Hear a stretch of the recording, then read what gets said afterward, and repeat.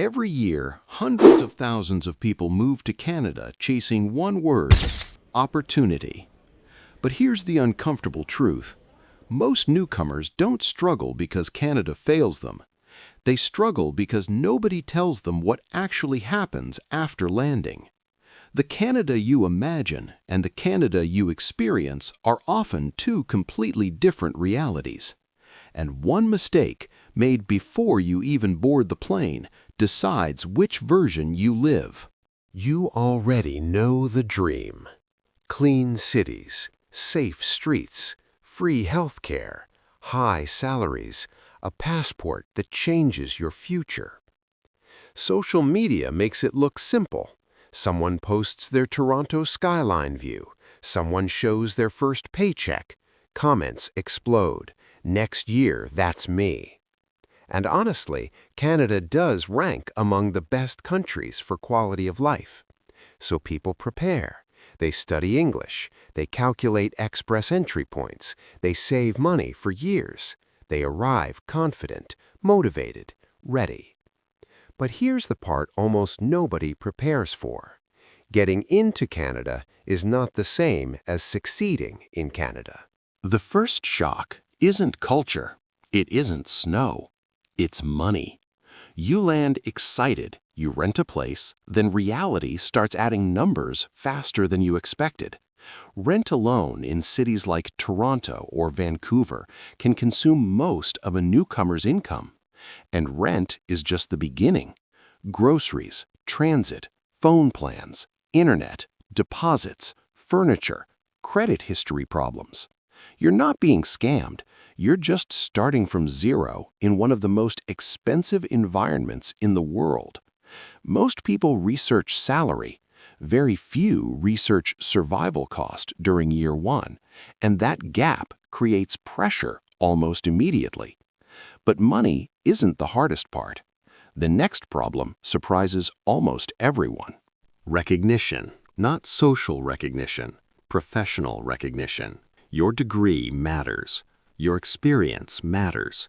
But sometimes, Canada doesn't recognize them yet. Doctors repeat evaluations. Engineers need certifications. Accountants re-qualify. Even outside regulated jobs, employers want something paradoxical: Canadian experience, which you cannot have until someone hires you. So months pass, applications increase, confidence slowly drops. You didn't move to restart life from zero, but many newcomers temporarily do. And this phase, the invisible transition period, is where expectations collide with reality. Here's what immigration videos rarely show. Finding your first real job can take 6 months, sometimes longer. During that time, survival comes first. Highly educated newcomers drive deliveries, work warehouses, take temporary jobs. Not because they failed, because bills don't wait for opportunity. And then comes another surprise. Canada isn't one experience. Toronto and Vancouver dominate social media, but Canada also includes Winnipeg, Halifax, Regina, Moncton. Cities with lower costs, less competition, faster stability. Many successful immigrants didn't choose the most famous city. They chose the most strategic one. And yes, we need to talk about winter, not as a joke, as a lifestyle shock. -20 degrees, long darkness, months indoors. For people from warm climates, winter affects energy, mood, productivity, everything. Success in Canada isn't decided in one moment. It's shaped by hundreds of small daily pressures most people never anticipate. Now, here's the important part. Because many immigrants do succeed, and they follow patterns. 1. They research location, not just immigration. They ask, where will my profession grow fastest? 2. They arrive with a financial runway, not 6 months, closer to 12, because delays are normal, not exceptions. 3. They build community early. Networking groups, diaspora communities, professional mentors. Jobs often come through people, not applications. 4. They start credential processes before landing.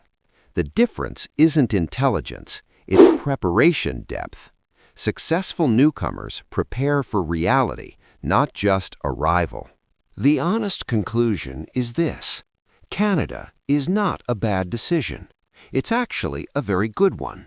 But Canada is not forgiving to the unprepared. It doesn't reward hope alone. It rewards strategy. The people who thrive aren't luckier. They simply understood the system before entering it. The biggest immigration mistake isn't moving. It's moving based on an incomplete picture. Canada works best if you're adaptable. You have financial breathing room. You accept a 12 to 18-month adjustment period. You're open to cities beyond the famous ones. Your field is in demand. You may need to rethink timing if you require immediate financial stability, you expect instant career continuation, your decision is mainly based on social media inspiration. This isn't discouragement, it's optimization. Better planning dramatically changes outcomes. Canada still offers real opportunity, but the immigrants who succeed treat the move as a long-term strategy, not a quick escape. They arrive informed, prepared, patient. The dream isn't wrong. The timeline is simply longer than the internet shows. So if Canada is your plan, research deeper. Save more than feels comfortable. Build connections early. Give yourself the one thing Canada rewards most: time. And if this video helped you understand the reality behind the dream, you already know what to do.